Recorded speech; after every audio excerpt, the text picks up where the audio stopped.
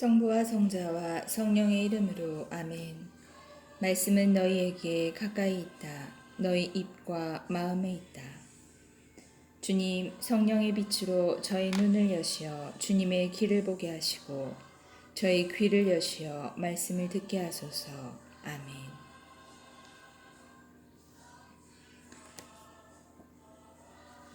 홀로페르네스가 대답하다. 회의장 둘레에 선 사람들의 시끄러운 소리가 그치자 아시리아 군대의 대장군 홀로페르네스가 온 외국인 무리 앞에서 아키오르와 모압의 모든 자손에게 말하였다. 내가 무엇이기에 에프라임의 품팔이꾼들을 데리고 오늘 이처럼 우리에게 예언을 함답시고 저 이스라엘 종족의 하느님이 저들을 보호할 터이니 저들과 전쟁을 하지 말라고 말하느냐. 네부카드네자르 말고 신이 또 어디 있단 말이냐. 바로 그분께서 이제 당신의 병력을 보내시어 저들을 이 땅에서 전멸시키실 터인즉 저들의 하느님이 저들을 구하지 못할 것이다. 그리고 그분의 종인 우리는 저들을 단 한 사람인 양 쳐부술 것이다. 저들은 우리 기병대의 위력을 다해 내지 못할 것이다. 우리는 기병대로 저들을 휩쓸어 버릴 것이다.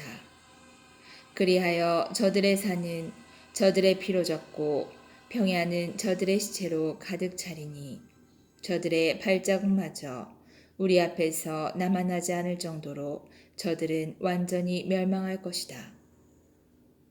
이렇게 온 세상의 주인이신 네부카드네자르 임금님께서 말씀하신다. 그분께서 한 번 말씀하신 것은 하나도 헛짓이 되지 않는다. 너 암몬 출신의 품팔이꾼 아키오르야, 너의 불의가 드러난 이날에 그러한 말을 한 너는 오늘부터 내가 이집트에서 나온 저 종족에게 보복할 때까지 더 이상 내 얼굴을 보지 못할 것이다. 내가 돌아올 때에 내 군대의 칼과 내 시종들의 창이 내 옆구리를 꿰뚫어 너는 저들의 부상자들 사이에 쓰러질 것이다. 이제 내 종들이 너를 저 산악지방으로 끌고 가서 그 길목 곁에 한 성읍에 내버릴 것이다. 그러면 내가 저들과 함께 전멸할 때까지는 죽지 않을 것이다. 내가 정녕 저들이 점령되지 않으리라는 희망을 마음에 품고 있다면 그렇게 얼굴을 떨굴 필요가 없다. 내가 한번 한 말은 하나도 어김이 없다. 아키오르가 유다 진영으로 넘겨지다. 홀로 페르네스는 자기 천막에서 시중드는 종들에게 아키오르를 붙잡아 베툴리아로 데리고 가서 이스라엘 자손들에게 넘기라고 분부하였다. 홀로 페르네스의 종들은 아키오르를 붙잡아 진영 밖 평야로 데리고 갔다. 그리고 그들은 평지를 가로질러 산악 지방으로 올라가 베툴리아 밑에 있는 샘터에 다다랐다.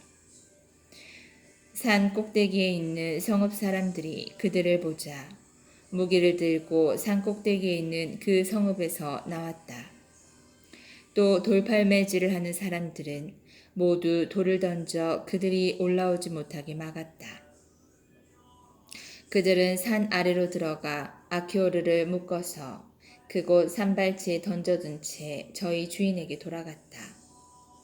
성읍에서 나온 이스라엘 자손들은 아키오르를 보고서는 결박을 풀고 그를 베툴리아로 데려갔다. 그리고 그를 성읍의 수장들 앞에 세웠다. 그때 수장들은 시메온 지파 출신 미카의 아들 오찌야, 오트니엘의 아들 카브리스, 말키엘의 아들 카미르였다. 그들은 성읍의 원로들을 모두 소집하였다. 그러자 모든 젊은이와 여자들까지 회의장으로 달려갔다.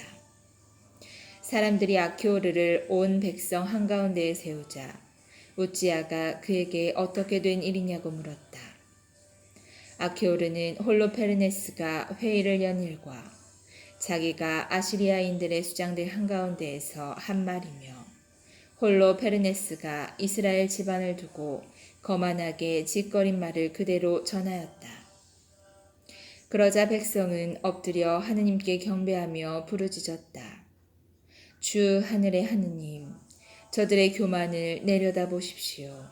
그리고 비참하게 된 저희 결혜에게 자비를 베푸시고 오늘 당신께 봉헌된 이들의 얼굴을 굽어보아 주십시오.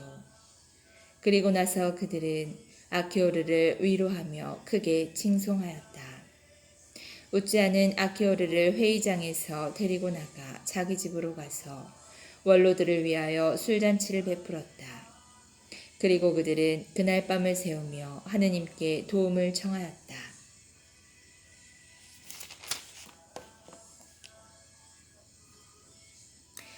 홀로 페르네스가 베툴리아를 포위하다.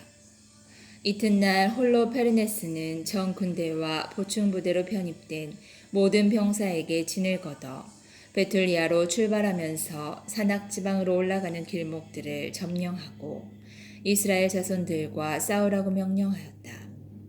그날의 전사들이 모두 진을 걷어 출발하였다.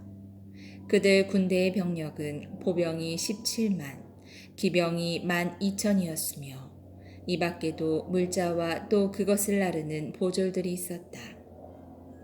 그것은 아주 큰 무리였다.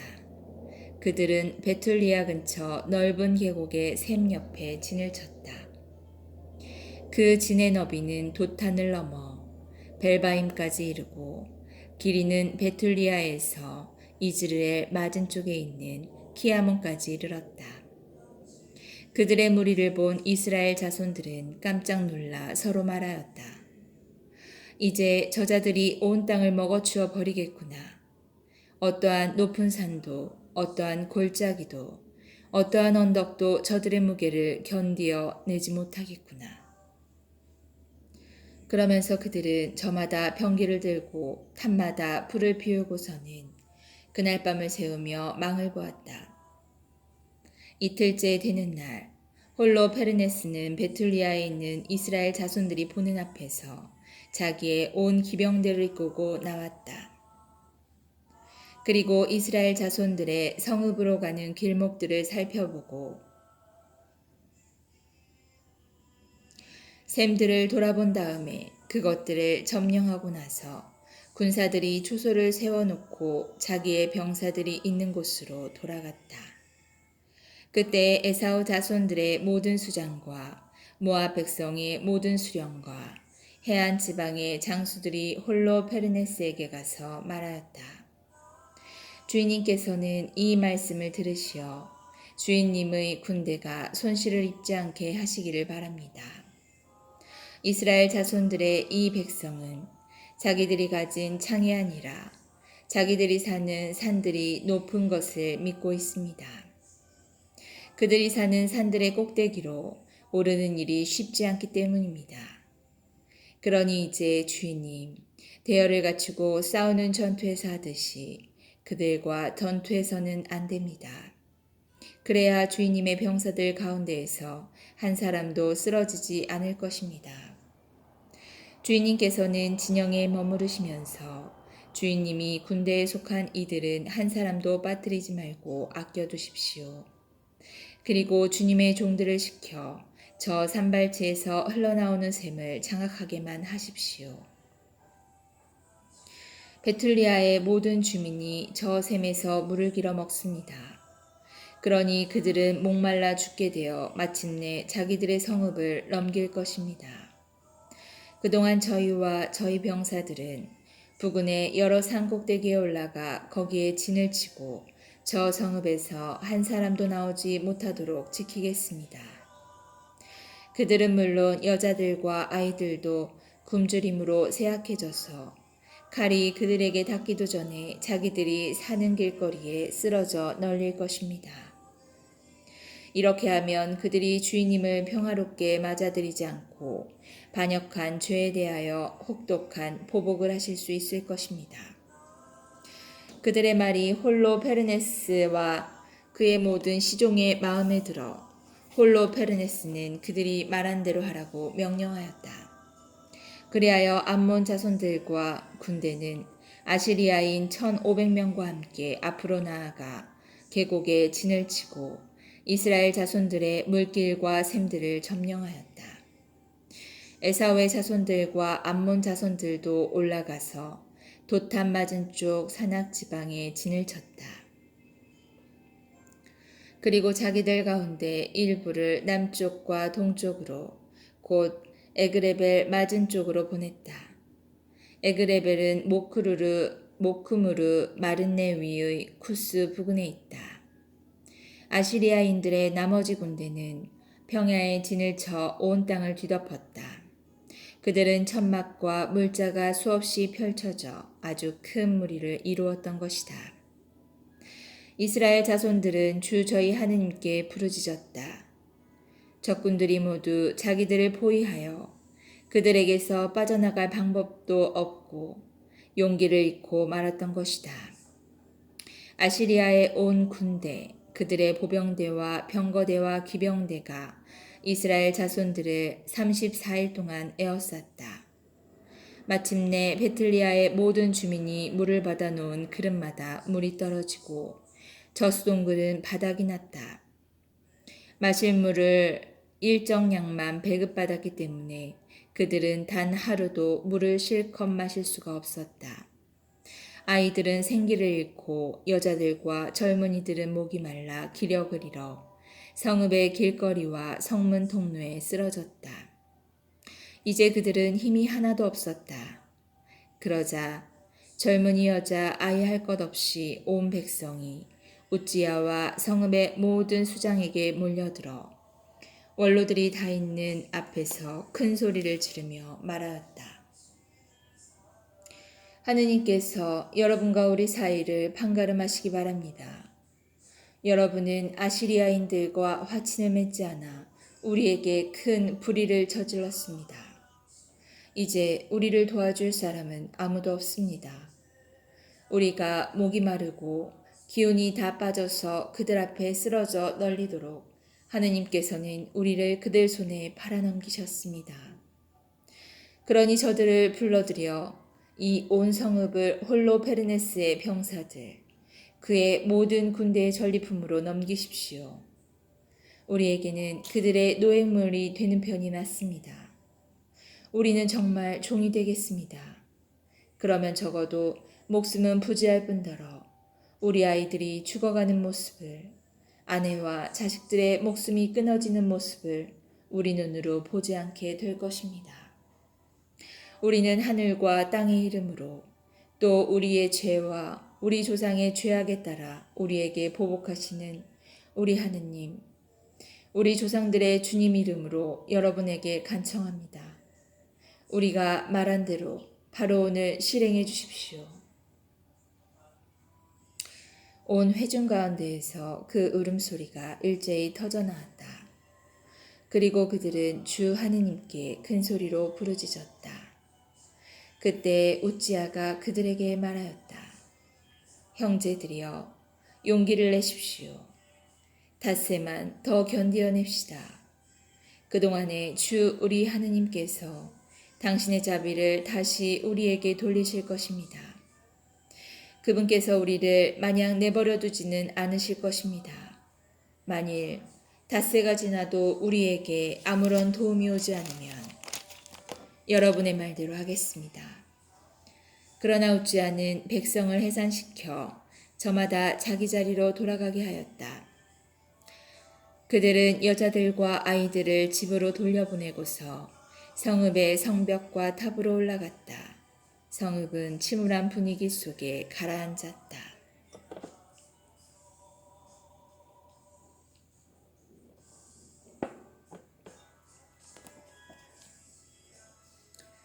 유딧이 나서다. 그때 유딧이 이 소식을 들었다. 유딧은 무라리의 딸이고 무라리는 우추의 아들, 우추는 요셉의 아들, 요셉은 우찌엘의 아들, 우찌엘은 힐키야의 아들, 힐키야는 하나냐의 아들, 하나냐는 기드온의 아들, 기드온은 라파인의 아들, 라파인은 아이투브의 아들, 아이투브는 엘리야의 아들, 엘리야는 힐키야의 아들, 힐키야는 엘리압의 아들, 엘리압은 느타넬의 아들, 느타넬은 술루미엘의 아들, 술루미엘은 추리사따이의 아들, 추리사따이는 이스라엘의 아들이다. 유딧의 남편은 므낫세라는 사람으로 유딧과 같은 지파, 같은 가문 출신이었는데 보리를 수확할 때에 죽었다. 들에서 보리단을 먹는 이들을 감독하고 있던 그는 뜨거운 열기가 머리를 덮치는 바람에 자리에 누웠다가 자기가 살던 성읍 베툴리아에서 죽었다. 그리하여 도탄과 발라몬 사이에 있는 들에 조상들과 함께 묻혔다. 유딧은 새해 넉 달 동안 자기 집에서 과부 생활을 하였다. 그는 자기 집 옥상에 천막을 치고 살면서 허리에 자루옷을 두르고 과부옷을 입었던 것이다. 그리고 과부 생활을 하는 동안 안식일 전날과 안식일 금음날과 초하룻날 이스라엘 집안의 축일 축제일과 경축일 말고는 하루도 빠짐없이 단식하였다. 유딧은 용모가 아름답고 모습이 무척 어여뻤다. 그의 남편 므낫세가 금과 은, 남종과 여종, 가축과 밭을 남겼는데 유딧은 그것들을 계속 소유하였다. 유딧에 관하여 좋지 않은 말을 하는 자는 하나도 없었다. 그가 하느님을 크게 경외하는 사람이었기 때문이다. 유딧은 백성이 물이 부족하여 용기를 잃고 수장에게 한 그 좋지 않은 말들을 들었다. 그리고 우지야가 다세디의 성읍을 아시리아인들에게 넘기겠다고 맹세하면서 백성에게 한 말도 다 들었다. 그리하여 유딧은 자기의 온 재산을 관리하는 시녀를 보내어 성읍의 원로 우지야와 가브리스와 가르미스를 모셔 오게 하였다. 그들이 오자 유딧이 말하였다. 베툴리아 주민들의 수장님들, 제 말씀을 들어보십시오. 여러분이 오늘 백성 앞에서 하신 말씀은 옳지 않습니다. 주님께서 닷새 안에 우리에게 도움을 베풀지 않으시면 이 성읍을 적군들에게 넘기시겠다고 여러분은 말씀하셨습니다. 그렇게 말씀하심으로써 여러분은 하느님과 여러분 사이의 맹세를 내거신 것입니다. 도대체 여러분이 무엇이기에 이렇게 오늘 하느님을 시험하고 사람에 지나지 않으면서 어떻게 하느님의 자리에 서시는 것입니까? 지금 여러분은 전능하신 주님을 시험해 보시지만 끝내 아무것도 알아내지 못하실 것입니다. 여러분은 사람 마음의 깊은 곳을 찾아내지도 못하시고 그 속 생각들을 알아차리지도 못하십니다. 그러면서 어떻게 그 모든 것을 만드신 하느님을 세밀히 살펴보고 그분의 생각을 알아내며 그분의 계획을 헤아릴 수 있다는 말입니까?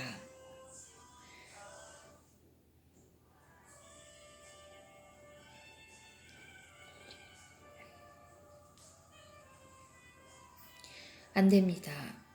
형제 여러분, 주 우리 하느님을 노엽게 해드리지 마십시오.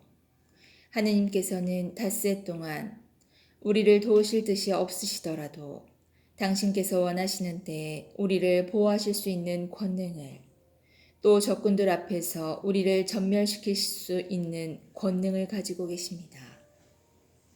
주 우리 하느님의 뜻을 담보로 잡지 마십시오.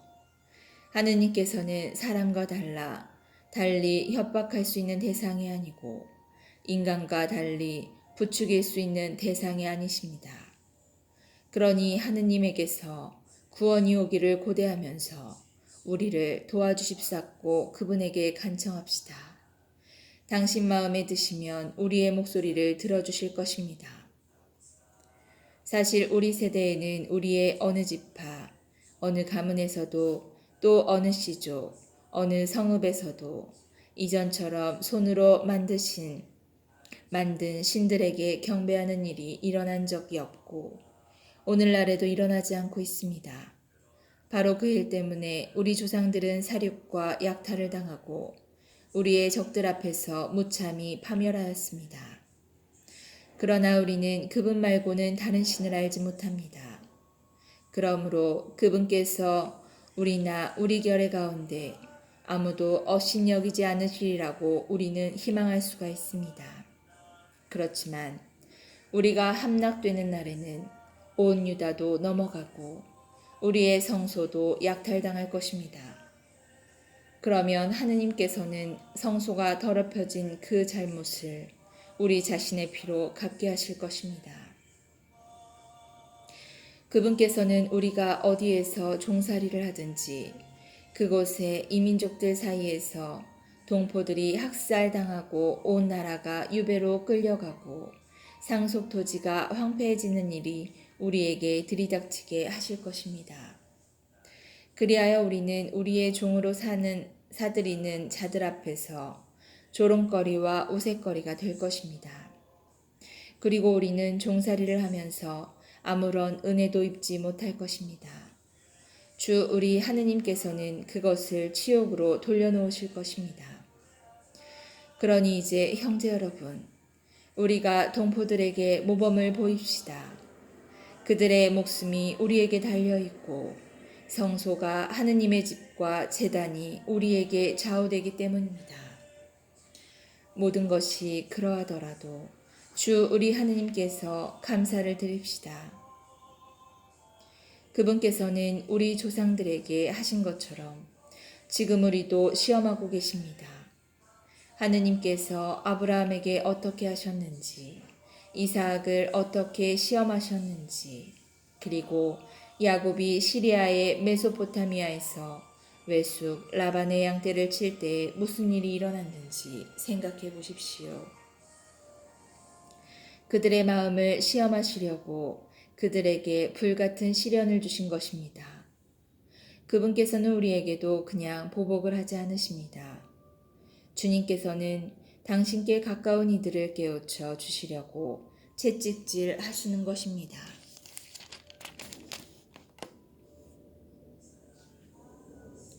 그때에 우지야가 유디색에 말하였다. 그대가 한 말은 진심에서 우러나온 것이니 그대의 말을 반박할 자 아무도 없소. 그대의 지혜가 오늘만 드러난 것